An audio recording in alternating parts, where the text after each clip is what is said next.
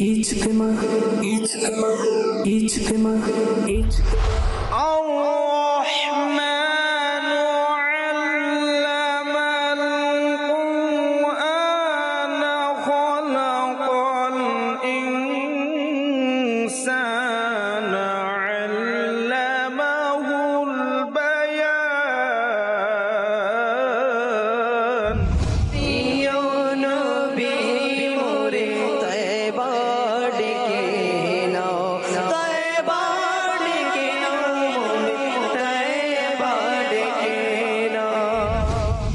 সাল্লাল্লাহু তাআলা আলাইহি ওয়া আলিহি ওয়াসাল্লাম ইরশাদ করেন, প্রত্যেক বান্দাকে ওই অবস্থায় উঠানো হবে যেই অবস্থায় সেই মরবে।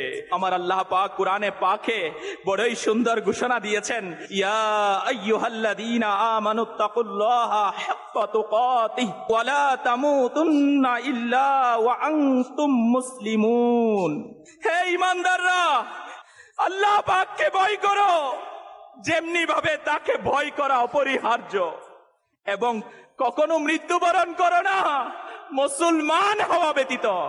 এর মর্মকতার উপর আয়াতে মুবারকার আলোকে মুফতি সাহিব রাহমাতুল্লাহি তাআলা আলাইহি বলেছেন, জানা গেল মুসলমান হওয়া বড় বিষয় নয়, বরং মুসলমান হিসাবে দুনিয়া থেকে যাওয়াই হচ্ছে বড় সফলতা। আল্লাহ পাক আমাদের সবাইকে ঈমানের উপর মৃত্যু নসিব করুন।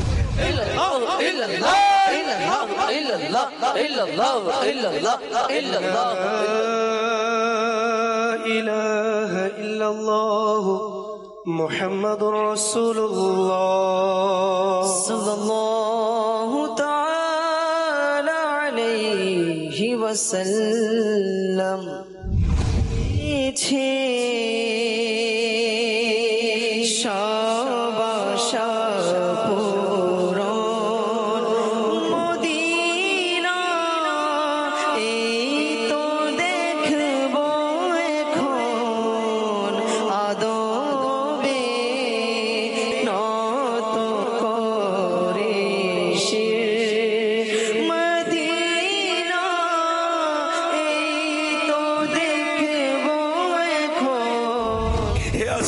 রাসূল, আমাদের কাফলা মদিনা শহরে প্রবেশ করেছে। হ্যাঁ, সবুজ গম্বুজের জিয়ারত করব। আসুন না, আমাদের কাফলা নিয়ে আমরা অগ্রসর হচ্ছি। যে মাত্র মদিনা শহরে আমরা প্রবেশ করলাম, হেরেমের দিকে চলে আসলাম। থামুন, এখানে কি পা রাখবেন প্রথমে?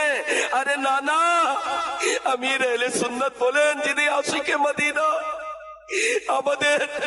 আমাদের শক্তি নেই যে আমরা মাথা দিয়ে হাঁটবো, তবে এটা আমাদের পক্ষে সম্ভব। প্রথমে যেন মাথাকে অগ্রসর করি, খালি পা জুতা খুলে দিই, हरम की जमीन और कदम रख के चलना। अरे सर का मौका है वो जाने वाले। আমাদেরকে ক্লাসের দৌলত দিয়ে দাও মওলা, আমাদের ঈমানের সালামতি দিয়ে দাও। এই আল্লাহ, আমরা ঈমান নিয়ে দুনিয়া থেকে যেতে চাই মওলা, আমরা ঈমান নিয়ে দুনিয়াতে থেকে যেতে চাই। এই আল্লাহ, তুমি আমাদের প্রত্যেকের ঈমানের সালামতি দিয়ে দাও।